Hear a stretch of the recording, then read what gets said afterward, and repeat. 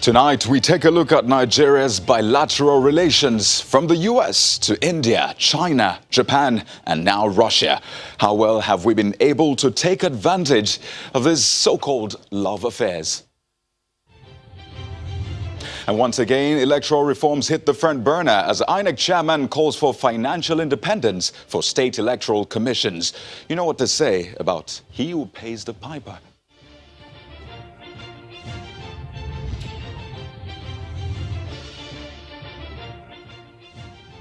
Hello everyone and welcome to the program. This is Politics Today, live on Channels Television. I am Kayode Okihiolu. Big question, how can state electoral commissions perform optimally considering the vital role they play in grassroots politics and development? Well, the chairman of INEC, Professor Mahmood Yakubu, is proffering a solution. He believes the enactment of modern laws that will ensure financial independence for state independent electoral commissions will go a long way.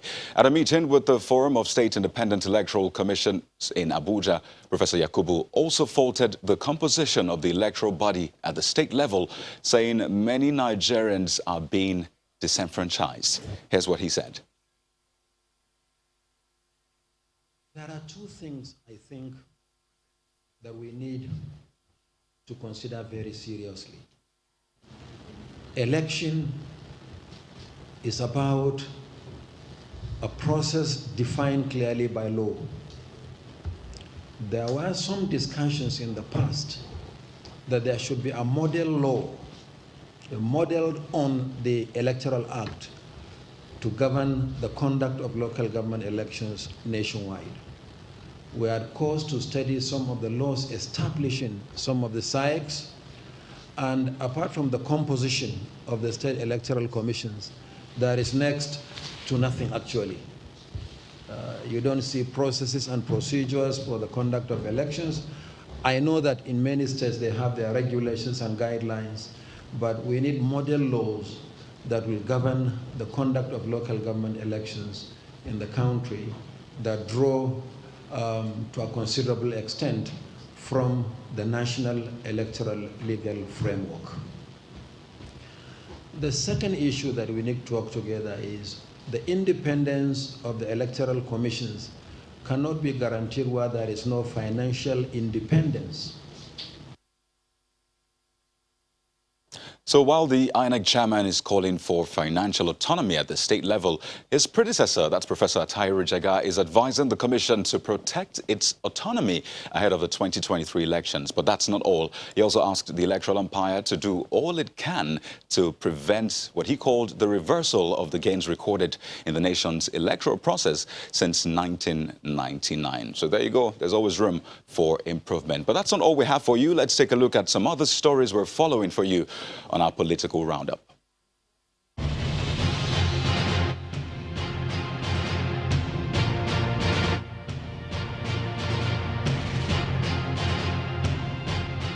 Nigeria's Vice President, Professor Yemi Osinbajo, is warning against the misuse of the social media, especially by those who use it to spread fake news with the intent to cause disaffection.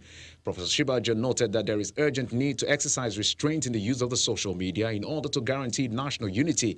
He also explains the need for religious leaders and politicians to desist from using the pulpit for selfish gains. I believe that we as persons of faith and we as leaders and those of us who use the social media actively owe a responsibility to our society. The United Nations Resident Coordinator for Nigeria, Mr. Edward Carlon, believes Nigeria has the capacity and resources to achieve the Sustainable Development Goals by 2030. Mr. Carlon explains that the government needs to mobilize the required resources and adopt an unusual approach to achieve the goals. The commission in the House is part of the activities to mark the 2019 UN Day. The Economic and Financial Crimes Commission, EFCC, today rearranged the former chairman of the Independent National Electoral Commission, Professor Maurice Iwu, before Justice Nicholas Oweibo of the Federal High Court, sitting in Ikoyi, Lagos, on a 4-count charge bordering on money laundering to the tune of 1,203 million naira. Iwu was first arraigned on August 8, 2019, before Justice Chuka Obiozor, a vacation judge, but the matter was reassigned to Justice Oweibo for trial. Kogi West Senatorial District have unanimously resolved to support the second-term bid of Kogi State Governor Yahya Bello to enable the zone enjoy the support from Kogi Central to bid for and win the governorship election of the state in 2023. The resolution, which was reached in Kaba, the headquarters of Kogi West, at the first Kogi West Political Summit, tagged Renegotiating Kogi West Interest for 2019. The socio-economic and political emancipation of Kogi West, it depends on Yahya Bello coming to office second term.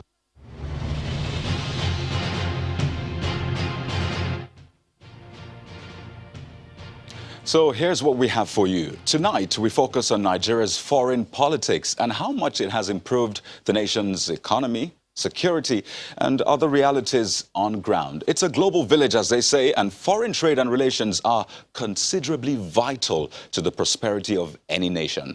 Now, we know that Nigeria is a party to various treaties, agreements, and bilateral relations, the latest being the one between Russia and Africa. So let's begin right there.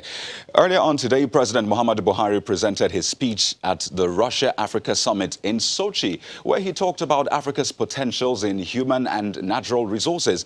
He also expressed confidence that with strong partners like Russia, then Africa's goal of having a peaceful and prosperous continent is indeed possible. Now, that's for Africa as a whole. The question is, what's Nigeria getting from this, you may ask? Well, before today's speech, President Buhari held a bilateral meeting with President Putin. So let's take you through some of the highlights of that bilateral meeting. First is something that came up about oil refinery, and we did a list for you just to sort of walk you through, and there you have it. There's an agreement on ground on a JV between the NMPC and Russia-based Lukoil, which is focused on refinery revitalization. Also, on the proposal is gas. There you have it. Both countries agreed to revive and solidify the venture between NMPC and Russia's Gazprom for gas infrastructure development in Nigeria. That's not all. There's also the talk about Ajaokuta, which has been making the rounds, and President Buhari requested for the return of Russia on a government-to-government basis to complete the launch and launch the abandoned Ajaokuta steel rolling mill. And this request is said to have been accepted by President Putin. And there's also railway, a big one. Russia agreed to construct a 1,400-kilometer rail line from Lagos to Calabar. But before we go on with those highlights, we'd like to dig in deeper, at least with what we have so far. So let's introduce to you our guests for tonight on the program. They join us from our Abuja studio. Architect Kabir Faskari is a member of the Buhari support group, as well as Mr. Sonny Omar, Special Advisor Media to former Vice President Namadi Sambo. Thank you so much for joining us tonight on the program. Now, I'd like to begin with you, Mr. Omar. Now, thank you. You're welcome. Now, this is Nigeria's latest bilateral agreement. There's been so much talk about this. But the question is, are you optimistic, about the deals on the table? You saw some of them. Are you optimistic? Well, we have seen so many bilateral agreements signed by this government, and we are yet to, tap from such agreements. So many agreements that ought to have impacted on the economy and security have really failed the nation. Let me start by the agreements of repatriating stolen funds with the United Arab Emirates. I'm very confident that nothing has been repatriated so far in terms of the bilateral agreement signed between Nigeria and the United Arab Emirates. That is also a failure on the part of such type of agreements. There is an agreement with China. Those agreements had to do with issues that have to do with, so many projects. The Chinese will take responsibility, do some, and Nigeria will get some money from the China Exim Bank, and so forth and so on. All these things have really not, impacted positively on Nigeria. So I think I'm not very confident that these agreements will yield any positive result. More so, if you take, some of the agreements we are talking about. Like when you talk about the gas issue, there has been a bilateral agreement between Nigeria and Brazil over this gas issue, and nothing has come out of it. Is it the refinery revitalization? Is it the turnaround maintenance or what? Whatever it is, it has always failed, and we have not seen any turnaround maintenance. We are still refining our petrol outside the country, and Nigeria is paying heavily for it. So for me, I'm not too confident that there is anything that will come out. It is just a paperwork, saying we have signed agreements, taking cognizance of the issues that are important to Nigeria. If you take a look at Ajaokuta, it's very important, to Nigeria, but we are still, the coastal rail line from Lagos to Calabar has been on the drawing board for a long time, even during the Goodluck Jonathan era. Okay, one moment, Mr. Umar. Issues. Let's bring in Architect Faskari here for a moment. Now, Architect Faskari, you've listened to him. He talked about the agreement with UAE, with China, the Afrexim Bank, and according to him, he's not optimistic about some of his deals. How do you respond to that? Well, I would like to look at it from another angle. Right. Take the agreement between Nigeria and the UAE on repatriation of stolen funds. Even if nothing is repatriated yet, it is a deterrent to others now that they cannot take their money there. So if it has not done anything, it has done that. And that is where to begin. Stop people from taking what is not theirs and stashing it away where it will have no use whatsoever to the Nigerian people. Other things that he mentioned, or that are on the table, are probably what is happening today in Russia, between Nigeria and Russia on the oil and Ajaokuta and all that. The steel industry is very significant to industrialization. The Ajaokuta mill is Russian-made. There is no better place or better party to discuss that with than Russia. The rolling mill, loosely referred to as Ajaokuta rolling mill, is actually the nerve center of all the rolling mills in Nigeria. You produce billets from there, with which you do the bars for reinforcement and things like that. Then it will go further to produce steel plates that will be used for industrialization. So if you do anything on that and you have hope that it will work, you are doing something. What is happening in Nigeria is this: if anything is comatose and you leave it as such, you do nothing, you will get nothing. Right. Now, Architect Faskari, simply be at where you are. Just a moment. Now, there are some that say that, when we have some of these deals, that Nigeria should probably take them with some form of caution. And they believe that sometimes these deals might, according to them, mortgage the future of the country. So do you think we should also be cautious about some of these deals? These things are not done in a vacuum. There are experts that are sitting down to enter into these deals. Oftentimes, when you don't know the details, you tend to think that Nigeria is mortgaging its future to them. But in actual fact, it is symbiotic. No country will exist in isolation. You must have a firm relationship that is synergistic between you and any other person, even between you and your wife. You tend not to emphasize the fact that maybe you get more from it, or maybe your wife gets more, but you hope for betterment, for the best out of a situation. This is what Nigeria is doing. The president, for instance, if he signs on behalf of Nigeria, he is doing that with good advice from a very good team. And these people are Nigerians, just like any other. The fact that they don't belong to a particular party or whatever does not make them not to be Nigerians. They are Nigerians. So I don't believe that anybody is trying to mortgage Nigeria or Nigeria's future to any deal or agreement that they have done. So I am a student of development. Right. Okay. You know what? We'll have to go on a break right now. We'll get Mr. Umar to respond to some of his issues. Not forgetting that we also have security, education, agriculture, as some of the deals that are on the table. And don't forget, there are other deals with, like I said, Japan, China, the United States, and the list goes on and on. So that's something we'll talk about when we return on the program. Join us again. Well, welcome back to the program. Tonight, we're discussing Nigeria's foreign politics. and the domestic realities. And we still have with us from our Abuja studio, architect Kabir Faskari is a member of the Buhari support group. And right next to him is Mr. Sonny Umar, special advisor media to former Vice President Namadi Sambo. Thank you for staying with us on the program. But before we get into the conversation, let's take a look at some of the trips President Muhammadu Buhari has made in recent times. There you have it. On May the 30th, the president visited Saudi Arabia.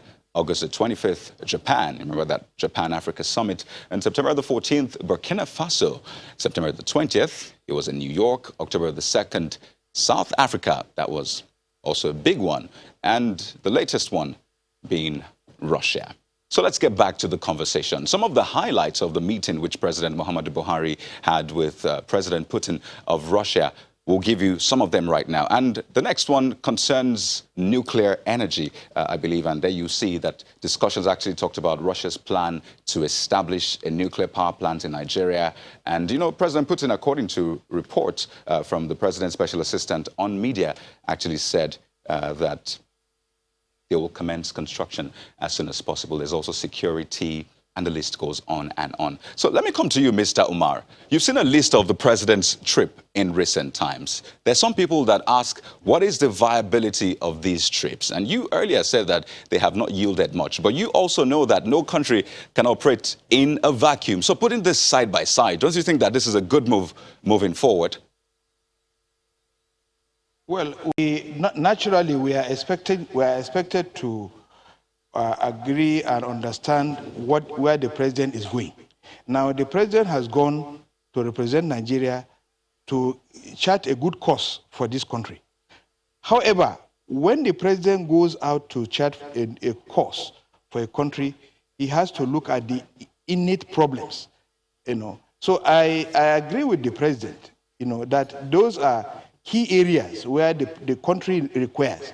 But judging from his past performance, past bilateral agreements, past bilateral air services agreement, and so forth and so on, which have not yielded any positive result, this one is not even viewed from the perspective of, you know, any optimism. When you say, for instance, okay, go ahead. Of course, Nigeria requires the infrastructure, the gas infrastructure, because it will help to power our thermal power plants that are already on ground. For instance, we have a 215 megawatts power plant in Kaduna, which is a thermal power plant.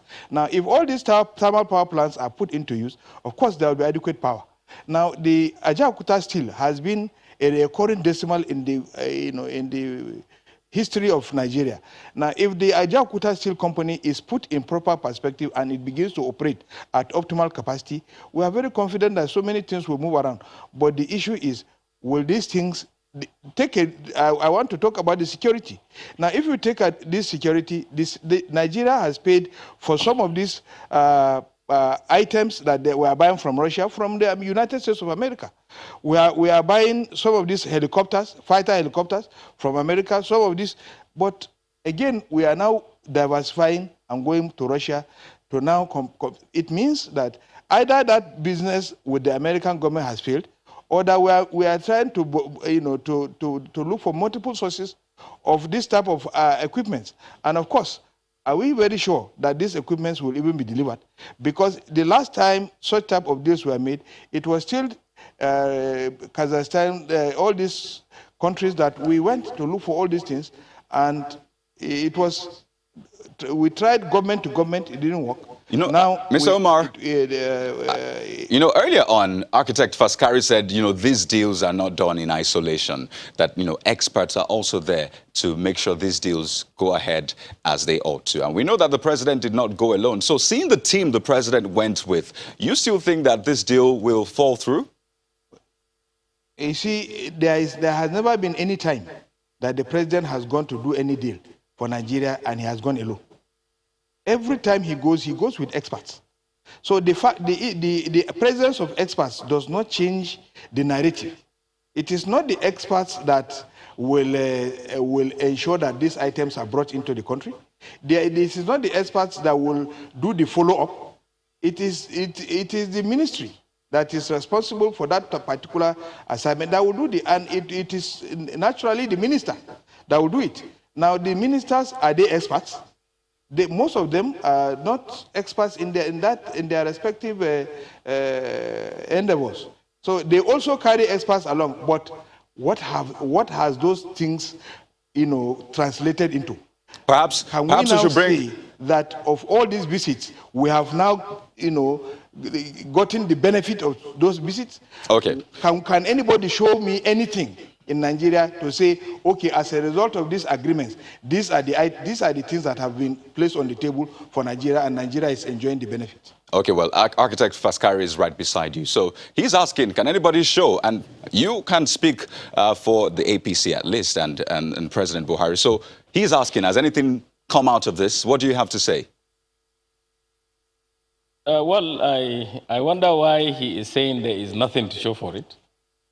The 3 years of this administration has brought with it a number of improvements in the industrialization of Nigeria, in agriculture, even in the